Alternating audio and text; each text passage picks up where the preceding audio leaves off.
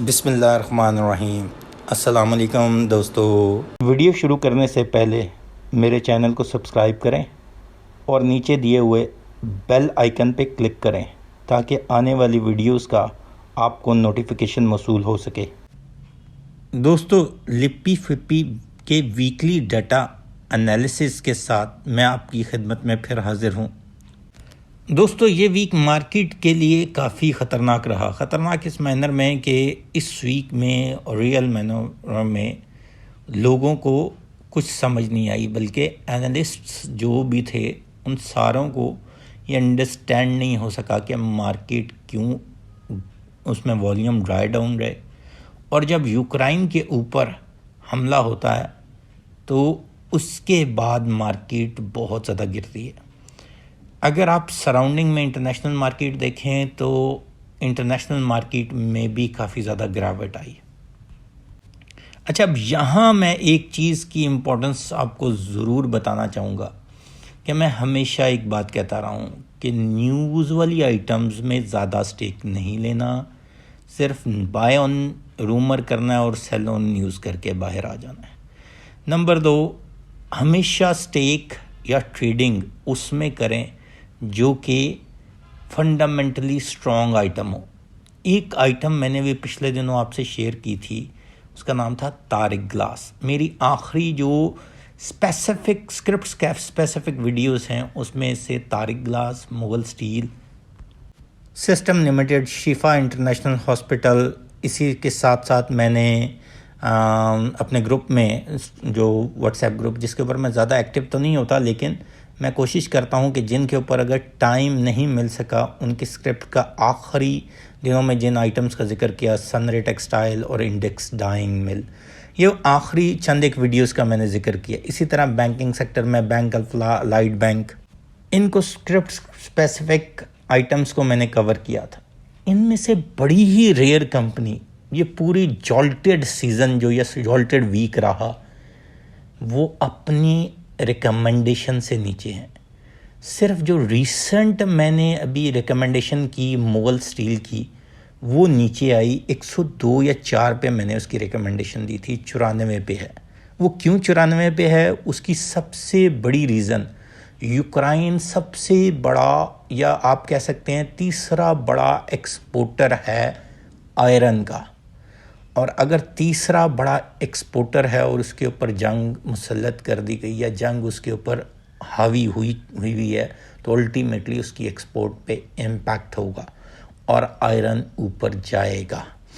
अब एक चीज़ तो ये नज़र आती है कि एक हमें यहाँ वाज़ेह चीज़ हो जाती है कि आप फंडामेंटली स्ट्रॉन्ग स्क्रिप्ट में बैठे हों तो आप उसमें जो भी पोजीशन ली हो, मार्केट की जैसी पोजीशन होती है, मार्केट उसको जैसे हल्की सी रिकवरी भी देती है तो बहुत बेहतर लेवल पे खड़ा होता है। जिसकी एक एग्जांपल तारिक ग्लास की है। 112 पे रिकमेंड किया, ग्रुप के अंदर 102 के अंदर मैंने रिकमेंड किया, और जब मैं देखता हूँ कि इस वक्त उसकी पोजीशन वो 126 पे फिर खड़ा है, तो मुझे एक चीज़ ये समझ आती है कि मेरे 18 साल के एक्सपीरियंस में कि हम ट्रेडिंग उन स्क्रिप्ट्स में करें जो फंडामेंटली स्ट्रॉन्ग हो और उसमें पेशेंस रख के करें। अल्टीमेटली जो फंडामेंटल्स होते हैं वो स्पीक आउट करते हैं। शिफा इंटरनेशनल हॉस्पिटल बड़े ऑड वन मैंने आपको रेकमेंड किया था, 170 के लगभग रेकमेंड किया था। इन जोल्टेड वीक्स के बाद भी 182-85 पे ट्रेड कर रहा है। सिर्फ एक आइटम है, इसके साथ साथ एक और आइटम है जिसका मैं जिक्र करना ज़रूर समझूंगा, वो है सिस्टम लिमिटेड। मैंने अपने पर्सनल ग्रुप में तो इसको बहुत पहले रेकमेंड किया था बाइंग के लिए, 600 से भी नीचे था, 400 से भी नीचे था, तब मैंने बाइंग के लिए कहा था। इस वक्त वो 1 ईयर डाउन पे आ चुका हुआ है, तकरीबन 638 पे चल रहा है। जब मैंने रिकमेंडेशन दी थी तब उस टाइम ये 680 या 85 पे था। इसके लिए मैं यही रिकमेंड करूँगा कि इसको होल्ड करें, परेशानी नहीं इसमें लेनी। एक ऐसा स्क्रिप्ट है, इसकी AKD ने भी मेरी रिकमेंडेशन के चंद दिनों बाद या महीनों बाद, क्योंकि मैं तो अपने ग्रुप में रेगुलर इस चीज़ की बात करता रहा कि सिस्टम में स्टेक ले लें, सिस्टम में स्टेक ले रहे हैं, AKD ने भी इसकी रिकमेंडेशन 1 ईयर के लिहाज से 1023 रुपये दी हुई है। अच्छा, मार्केट में मैंने आखिरी वीडियो की, उसके अंदर मैंने ये ज़रूर कहा कि मार्केट आने वाले टाइम में हमें पॉजिटिव नज़र आती है। मार्केट ने अपना जो गिरावट वाला ग्राफ है वो पूरा होता हुआ नज़र आता है, और मैंने रेगुलर उसके ऊपर वीडियो नहीं की। उसकी सबसे बड़ी वजह ये थी कि टाइम मेरे पास नहीं होता, और मैं टाइम बड़ी मुश्किल से निकाल पाता हूँ अपनी ओपिनियन देने में लोगों को। अब अगर हम ये देखें कि अभी तक जो मार्केट में हुआ, यूक्रेन की वार के लिहाज से चीज़ें स्टेबिलिटी या चीज़ें कुछ स्टैंड पॉइंट पे जा रही हैं, उनके मुज़ाकरात शुरू हो गए हैं यूक्रेन और रशिया के। इमरान खान का रशिया का विज़िट हुआ, वो भी अच्छा रहा, उसके अंदर काफ़ी गुड न्यूज़ आई। लेकिन अब हमें देखना है कि आगे हमने क्या करना है ताकि हम बचे रहें। एक चीज़ मैंने आपको शुरू में ही बता दी, इतनी बात करने का मकसद ये था कि हम सारों के पैसे अपने हैं, किसी के पीछे इस तरह ना जंप करें कि जो ये कह दे कि इसमें बाइंग कर लें, इसमें बाइंग कर लें, अनलेस कि वो फंडामेंटली स्ट्रॉन्ग स्क्रिप्ट ना हो। मैं स्क्रिप्ट बेस्ड वीडियो जो कवर करता हूँ उसमें बताता हूँ कि इसके फंडामेंटल्स कैसे हैं। दूसरे नंबर पे मैं बताता हूँ कि वन टाइम गो अप है, और कई दफ़ा ऐसे स्क्रिप्ट भी मैं एनालाइज करता हूँ जिनकी बेसिकली फंडामेंटल रीज़न नहीं होती, लेकिन वो मार्केट में मोमेंटम या मार्केट में एक पीक जनरेट कर रहे होते हैं और लोग उसमें इंटरेस्ट लेना शुरू हो जाते हैं, या उसमें लोगों का इंटरेस्ट होता है ताकि उसके बारे में मैं अपनी ओपिनियन दे सकूं। और इस तरह की मैं जो स्क्रिप्ट बेस्ड वीडियो करता हूँ। और लास्ट कॉल के ऊपर भी मैंने इसी वजह से मुझे जो टाइम मिला मैंने उसके अंदर यही कहा था कि मार्केट ऑलमोस्ट अपना जो डाउनफॉल है वो पूरा कर चुकी है, लेकिन उसके बाद मार्केट ने यूक्रेन वॉर के बाद 1000 पॉइंट गिरी। अभी मार्केट जिस पोजीशन पे है, इस पोजीशन पे मैं मार्केट की बदकिस्मती कहूँगा कि मार्केट में इस वक्त जो म्यूचुअल फंड्स हैं जिनको इस वक्त बाइंग करनी चाहिए, या जो बड़ी कंपनीज़ हैं जिनको इस वक्त बाइंग करनी चाहिए, क्योंकि मार्केट जिस रेट पे इस वक्त ट्रेड कर रही है या पीई पे इस वक्त ट्रेड कर रही है वो बड़ी रेयर मिलती है। और इस वक्त बाइंग अगर आप 6 महीनों के लिए किसी भी स्क्रिप्ट में जो फंडामेंटली बेहतर है उसमें कर देंगे तो ऑटोमेटिकली वो आपको 6 महीनों में बहुत बेहतर रिजल्ट देने वाला है, क्योंकि इस वक्त मार्केट में उन स्क्रिप्ट्स की ऐसी पोजीशन है कि जो आने वाले टाइम में बड़ा अच्छा मल्टीप्लायर लगा सकती है। लेकिन याद रखिएगा कि इस सोच से नहीं इन्वेस्टमेंट करनी कि कल ही ये कोई डबल हो जाएगी या 2 3 4 दिनों बाद डबल हो जाएगी। 6 महीने के माइंडसेट से लेके जाना है।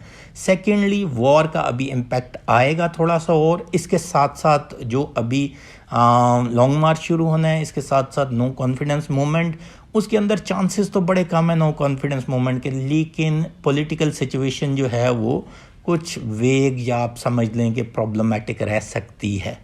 अब ओवरऑल अगर हम सिनेरियो देखें तो पाकिस्तान के हालात तो बेहतर नज़र आते हैं, लेकिन सबसे बड़ा प्रॉब्लम जो फूड इन्फ्लेशन यूक्रेन की वजह से आ सकता है, क्योंकि यूक्रेन बहुत बड़ा वीट एक्सपोर्टर भी है।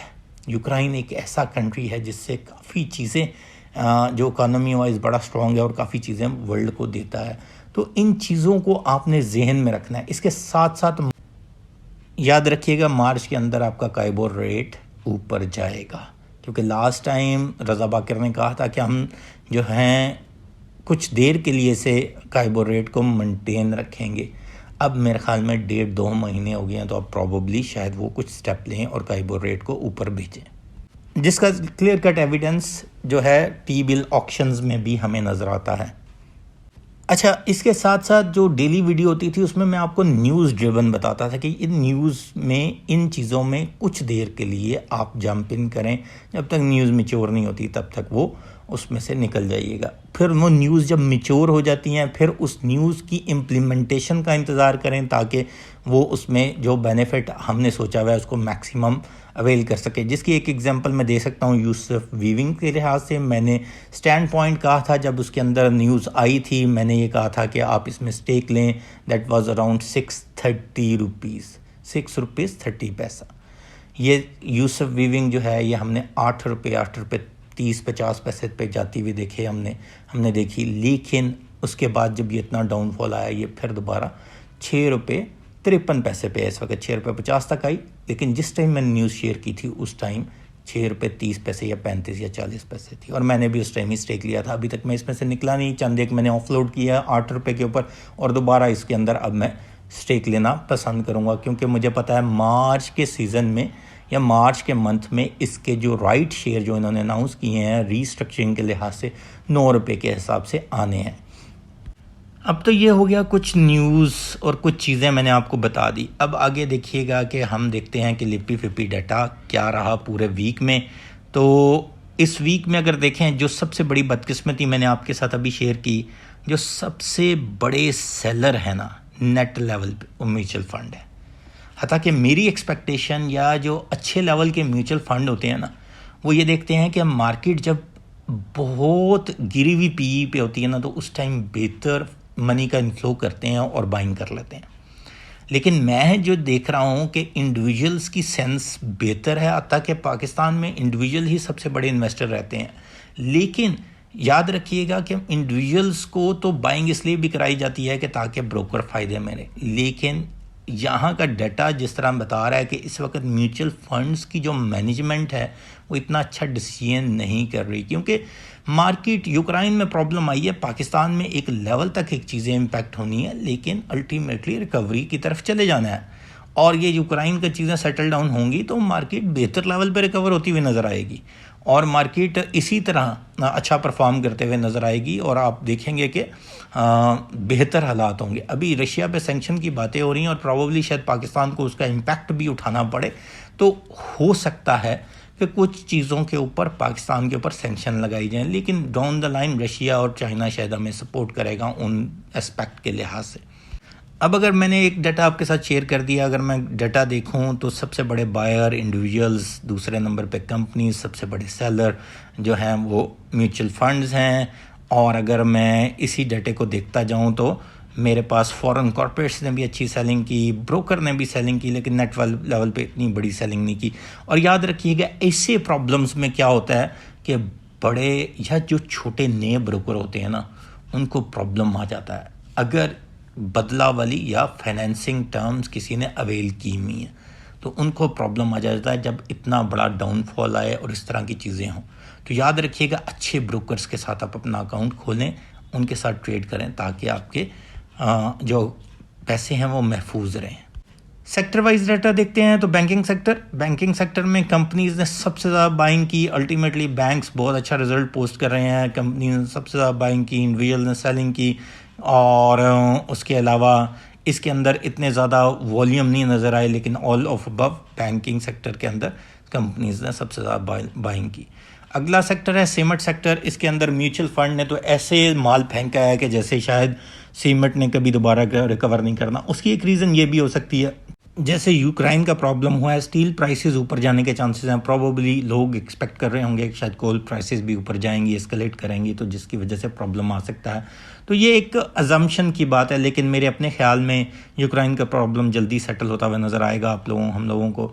और इसके अंदर जो सबसे बड़े बायर हैं वो इंडिविजुअल्स और कंपनीज़ हैं, जो कि एक अच्छा स्टांस लिया है, अगर 6 महीनों या 3 महीनों के सोच के ऊपर लिया है। फर्टिलाइज़र में बैंक्स ने बाइंग की है, इंडिविजुअल्स ने सेलिंग की है, म्यूचुअल फंड्स ने इसके अंदर भी सेलर हैं और ब्रोकर इसमें सेलर हैं। अगर मैं सीमेंट के अंदर देखूं तो ब्रोकर बाइंग कर रहे हैं, जो कि एक अच्छा साइन नज़र आता है। बैंकिंग सेक्टर में ब्रोकर्स की सेलिंग थी। अब अगर हम उससे अगला सेक्टर देखें तो पावर डिस्ट्रीब्यूशन है। पावर डिस्ट्रीब्यूशन में ब्रोकर की बाइंग है, क्योंकि अल्टीमेटली ये डिविडेंड यील्ड के मुताबिक बहुत अच्छा सेक्टर होता है ये। और इसमें भी बैंक्स कंपनीज़ की बाइंग है और इंडिविजुअल्स की सेलिंग है। अगला सेक्टर है ऑयल एंड गैस एक्सप्लोरेशन का, तो इसके अंदर बैंक्स कंपनीज़ और इंडिविजुअल्स की बाइंग है, ब्रोकर्स की सेलिंग है और म्यूचुअल फंड्स की इसमें काफ़ी सेलिंग है। इससे अगला सेक्टर है ऑयल मार्केटिंग का। ऑयल मार्केटिंग के लिहाज से बैंक्स कंपनीज म्यूचुअल फंड्स की इसमें सेलिंग है, लेकिन ऑल ऑफ अबव इतना ज़्यादा इसमें बड़े वॉल्यूम नेट लेवल पे नहीं नज़र आते। और फिर आ जाता है टेक्नोलॉजी सेक्टर। इसके अंदर इंडिविजुअल्स ने कहते हैं ना भर के बाइंग की है, दिल खोल के बाइंग की है in comparison to others. Other organization में इसने सेलिंग की है। म्यूचुअल फंड्स की भी सेलिंग है, फॉरेन कॉर्पोरेट्स की भी सेलिंग है और इंश्योरेंस कॉर्पोरेशन की बाइंग है, कंपनीज की सेलिंग है और जो है इसके साथ साथ बैंक्स की इसमें बाइंग है। उसके अगला सेक्टर है फूड सेक्टर। इसके अंदर ब्रोकर कम्युनिटी की हाई लेवल पे सेलिंग है, बाकी सब लोगों की बाइंग है। तो अल्टीमेटली फूड सेक्टर को ठीक ठाक इम्पैक्ट होने जा रहा है और जिसकी सबसे अहम प्रॉब्लम हमें नज़र आती है कि शायद फूड इन्फ्लेशन को प्रॉब्लमेटिक करने जाए, क्योंकि यूक्रेन वीट का बहुत बड़ा एक्सपोर्टर है और इसी तरह रशिया भी वीट का बहुत बड़ा एक्सपोर्टर है, तो फूड प्राइसेस ऊपर जाने के चांसेस होते हैं। फूड की कंपनीज जो स्टॉक प्राइसेस होती हैं, जो उनके पास होल्डिंग स्टॉक होता है, वो तो उससे तो बेनिफिट ले जाती हैं, लेकिन डाउन द लाइन जो आगे प्राइसेस या उनका जो मार्जिन है वो श्रिंक हो जाते हैं, और कई दफ़ा उनको ये प्रॉब्लम आने की कोशिश होती है कि वो उनकी प्राइसेस एट टाइम बढ़ती नहीं, पीछे से जो रॉ मटेरियल आ रहा होता है, और पीछे से रॉ मटेरियल महंगा हो जाता है, जिसकी वजह से प्रॉब्लम होती है। और ये एक अच्छा स्टांस ब्रोकर ने लिया है, हमें भी इसके बारे में थोड़ा सा वॉइस होना चाहिए। ये एक सेक्टर है जो ठीक ठाक जंग से इम्पैक्ट हो सकता है। इसके साथ साथ स्टील सेक्टर, अगला सेक्टर आ जाता है टेक्सटाइल सेक्टर। टेक्सटाइल सेक्टर में बैंक्स, कंपनीज की बाइंग है, इंडिविजुअल की सेलिंग है। ये जो सेलिंग है ये समझ नहीं आई, क्योंकि इंडिविजुअल्स की और म्यूचुअल फंड्स की जो सेलिंग हो रही है, खसूसन म्यूचुअल फंड्स को तो मैं इसलिए डिस्कस नहीं करता कि आई डोंट थिंक सो कि there management taking a voice decision. Textile sector हमारा एक ऐसा सेक्टर इस वक्त चल रहा है जो सबसे अच्छी ग्रोथ शो कर रहा है, और यही हमारा ट्रेड डेफिसिट कम करने में काम देगा, और हाईएस्ट एवर टेक्सटाइल एक्सपोर्ट हैं, और हम देखेंगे कि बहुत अच्छे रिजल्ट टेक्सटाइल कंपनीज पोस्ट करते हुए नजर आए। अगला सेक्टर है अदर सेक्टर। इसमें एक्सपेक्टेड था कि हैवी लेवल की सेलिंग हो सकती है, म्यूचुअल फंड्स ने इसमें सेलिंग की है, बाकी सब ने बाइंग की है, लेकिन ये थोड़ा सा ऑड है कि प्रॉबली स्टील सेक्टर में कुछ कंपनीज प्रॉब्लम्स फेस करनी पड़े, खुसूसन यूक्रेन के रॉ स्क्रैप की एक्सपोर्ट की वजह से। और इसके साथ साथ अब हम देखते हैं कि ये तो थी तमाम सेक्टर की बाइंग और सेलिंग। अब हम देखते हैं कि ब्रोकर ने क्या किया इस पूरे वीक में। फूड के अंदर हैवी सेलिंग की, बाइंग उन्होंने सीमेंट के अंदर की है, और टेक्नोलॉजी को, लेकिन इतने बड़े वॉल्यूम्स नहीं थे। सबसे बड़े प्रॉब्लम जो है वो वॉल्यूम्स की है। वॉल्यूम्स इस पूरे वीक में या पिछले वीक में मार्केट में नज़र आए, और यही सबसे बड़ी वजह नज़र आती है कि म्यूचुअल फंड्स की मैनेजमेंट इतनी वॉइस डिसीजन नहीं ले रही। या तो उनके अंडरस्टैंडिंग में है मार्केट और गिर सकती है, मार्केट शायद और नीचे जाए, प्राइसेस गिरें, लेकिन शायद फंडामेंटली स्ट्रॉन्ग स्क्रिप्ट्स की प्राइसेस इससे ज़्यादा नीचे थोड़ा ही जाएं और अपने आप को रिकवर करती नजर आएं। जैसे मैंने आपको बताया, तारिक ग्लास नीचे गया, 112-15 पे गया, वो वापस 128-27 पे आ गया, तो बड़ा ही कम 1-2 सेशन आपको देखने के मिली है कि वो नीचे गया और फिर वो रिकवर करते हुए नज़र आया। इसी तरह टॉप जो बायर में से अगर हम देखें तो हमारे पास इंडिविजुअल्स हैं जिन्होंने सीमेंट के अंदर बाइंग की है, टेक्नोलॉजी के अंदर बाइंग किया, अदर सेक्टर के अंदर बाइंग किया। अदर सेक्टर जिसके अंदर प्रोबेबली अगर लोगों ने बाइंग ऑटो में की है या उसके साथ साथ केमिकल्स में की है तो समझ आती है, क्योंकि ऑटो के कुछ स्क्रिप्ट बड़े अच्छे रिजल्ट प्रोड्यूस करने जाएंगे, लेकिन टेक्नोलॉजी में अच्छा स्टांस लिया है इंडिविजुअल्स ने, और ख़ुसूसन सीमेंट का भी अच्छा स्टांस नज़र आता है। इनिशियली तो अच्छा नज़र आता है, लेकिन विद द टाइम अगर कोल प्राइसेस ऊपर जाती हुई नज़र आई तो शायद इसका भी स्टांस हमें रिवाइज़ करना पड़ेगा, क्योंकि सीमेंट एक ऐसा है कि जिसकी वल्नरेबिलिटी ज़्यादा है। क्योंकि वल्नरेबिलिटी इसलिए ज़्यादा है कि अभी जो रिसेंट टाइम में जो रिज़ल्ट आ रहे हैं वो सीमेंट के हाफ ईयर के रिज़ल्ट आ रहे हैं, तो अल्टीमेटली इनके जो जून के रिज़ल्ट होते हैं वो ज़्यादा अच्छे होते हैं। सेकंड बड़ा क्लाइंट जो हमें नज़र आता है वो बाइंग के लिहाज से वो है कंपनीज़। इन्होंने सीमेंट में बाइंग की है, बैंक्स में बाइंग की है, टेक्सटाइल में बाइंग की है, अदर सेक्टर में बाइंग की है, सब में बाइंग की है सिवाय टेक्नोलॉजी के। इससे नज़र आता है कि सीमेंट का इनका भी पॉइंट ऑफ व्यू वैसा ही है, लेकिन और जो मैं कह रहा था कि प्रॉबली कोल प्राइसेस इतनी ज़्यादा इम्पैक्ट ना हों, लेकिन अगर इम्पैक्ट होती हैं तो तब सीमेंट में वाइजली एग्जिट लेने का टाइम आता है। लेकिन ओवरऑल जो नज़र आता है कि सीमेंट इस वक्त ऐसी प्राइसेस पे पहुंच चुका है जहां वाइजली आपको डिसीजन टेक करना पड़ता है। लेकिन कंपनीज, म्यूचुअल फंड्स, बैंक्स, ये ऐसे स्क्रिप्ट्स, ऐसी आइटम्स हैं, ऐसे क्लाइंट्स हैं जो कि लॉन्ग टाइम होल्डिंग के लिए जाते हैं, जबकि इंडिविजुअल्स को इसलिए मैं थोड़ा सा कहता हूं कि इंडिविजुअल ज़्यादातर बेसब्री का मुजाहरा करते हुए जल्दी रिजल्ट्स चाह रहे होते हैं, और इसलिए अगर इन्होंने स्टांस लिया है तो उनका वॉइस इस लिहाज से समझ आता है कि ये 6 महीने 8 महीने की पोजीशनिंग कर रहे हैं अपने आप की। और लास्टली जिस चीज़ को मैं डिस्कस करना चाहूँगा वो है top seller. Top seller mutual fund था। म्यूचुअल फंड ने सब में ही सेलिंग की सिवाय फूड के अंदर, और वो फूड इन्फ्लेशन को इन्होंने कैटर नहीं किया। ये एक चीज़ क्लियर कट हमें इंडिकेट करती है कि म्यूचुअल फंड्स की जो स्ट्रेटजी है वो कुछ समझ से बालातर है। जिस जगह पे इन्हें बाइंग करनी चाहिए वहाँ ये बाइंग नहीं कर रहे, जिसकी वजह से आपकी मार्केट में चीज़ें ड्राई आउट हो जाती हैं। म्यूचुअल फंड्स, बैंक्स, कंपनीज़, ये अदर ऑर्गेनाइजेशंस, ये इस टाइम इनके पास लिक्विडिटी ज़्यादा होती है। ये जब मार्केट लो पीई पे आती है, जिस तरह अभी 5-6 पीई पे आ गई है, तो वहाँ मार्केट के अंदर ये अच्छा जंप इन करके पोजीशनिंग ले सकते हैं और 6 महीने के मुकाबले में बहुत अच्छी बेहतर लेवल की अर्निंग कमा सकते हैं। ये तो था सारा वीक का एनालिसिस, और मैंने आपको बताया कि पाकिस्तान की मार्केट वीक होने के चांसेस क्या हैं, एक्सपेक्टेशंस अराउंड द कॉर्नर्स, जो फियर्स हैं वो भी बताए।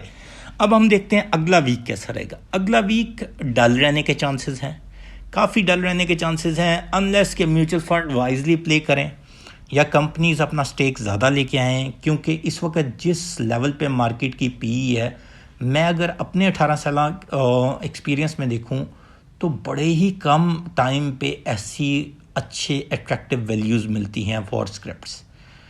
काफ़ी ऐसे स्क्रिप्ट्स हैं जो कि अपनी वैल्यूज से नीचे आ चुके हैं, जिनकी बाइंग बनती है। हाँ, ये कहना कि किस टाइम बनती है वो हमें अपने एनालिसिस, अपनी चीज़ों के मुताबिक देखना चाहिए, और कोशिश करें फंडामेंटली स्ट्रॉन्ग स्क्रिप्ट्स में जाएं, ताकि ये हो कि अगर खुदा न खास्ता ये यूक्रेन का मामला, लॉन्ग मार्च का मामला, एक नो कॉन्फिडेंस मूवमेंट का मामला, इस तरह के जितने फियर्स हैं, या वो आपका काइबो रेट से रिलेटेड प्रॉब्लम्स, उन तमाम चीज़ों को वो कैटर कर सकें। काइबो रेट का ना एक चीज़ ज़हन में रखिएगा, कुछ कंपनियों को फ़ायदा होता है, कुछ कंपनियों को नुकसान होता है। नुकसान इसलिए कि उनकी इंटरेस्ट रेट बढ़ जाता है, कुछ कंपनियों ने इंटरेस्ट दिया भी होता है और कुछ कंपनियां बगैर इंटरेस्ट के काम कर रही होती हैं, कुछ लोग कंपनियों ने लोन दिया होता है, वो भी अपना वेटेज बढ़ा देती हैं। तो इसलिए काइबो रेट जो है ना, वो एक थोड़ी सी ट्रिकी आइटम है। लेकिन आप जिस आइटम को लें, मेरा व्यू सुने, किसी और का व्यू सुने, 2-4 व्यूज़ चुनें, उसके बाद अपना डाटा इकट्ठा करें और उसके बाद किसी में पोजीशन लें। इतना मुश्किल नहीं है, आजकल चीज़ें बहुत इजीली अवेलेबल हैं। एक टाइम था जब ये चीज़ें इतनी आसानी से अवेलेबल नहीं होती। और दूसरे नंबर पे जो भी स्टेक लें हैं वो थोड़े टाइम के लिए ना लें। हाँ, जिसमें ट्रेडिंग करें और डेली बेसिस पे, वो अपने सिर्फ 30% लिक्विडिटी की ट्रेडिंग करें, ताकि उसमें आपको इतना ज़्यादा प्रॉब्लम ना हो। और कोशिश करें जब स्क्रिप्ट ऊपर जाए तो स्टॉप लॉस के साथ ट्रेडिंग करें, और यही पैटर्न है। आने वाले कल का दिन मुझे ऐसा लगता है कि मार्केट मिक्स रहेगी। वो इस तरह मिक्स रहेगी कि मार्केट ऊपर जाएगी इनिशियली और फिर शायद नेगेटिव क्लोजिंग दे, क्योंकि अभी तक यूक्रेन की तरफ से क्लैरिटी नहीं है। साथ साथ लॉन्ग मार्च चल पड़ेगा पीपल्स पार्टी का, जो कि 9 मार्च तक इस्लामाबाद में पहुंचना है। तो इट इज़ लॉन्ग टाइम। ये रेगुलर 2 हफ्ते हमारे साथ चलता रहेगा, लेकिन इसमें यह होगा कि सेकंड ट्यूसडे से कुछ मार्केट बेहतर होना शुरू होगी, डिपेंडिंग के कल इसके अलावा कोई नेगेटिव न्यूज़ नहीं आती। और उसके बाद अगर हम देखें तो डाउन द लाइन जो वेडनेसडे, थर्सडे और फ्राइडे, इस लिहाज से देखा जाएगा तो मार्केट वेडनेसडे, थर्सडे, फ्राइडे को बेहतर होती हुई नज़र आएगी, अनलेस कि शायद वेडनेसडे को नेगेटिव क्लोजिंग दे, थर्सडे को कुछ बेहतर हो। लेकिन इस चीज़ को मैं कोशिश करूँगा अपनी डेली वीडियोज़ में भी कवर करता रहूँ। शुक्रिया दोस्तों, चैनल को सब्सक्राइब करना मत भूलिएगा। अल्लाह हाफ़िज़।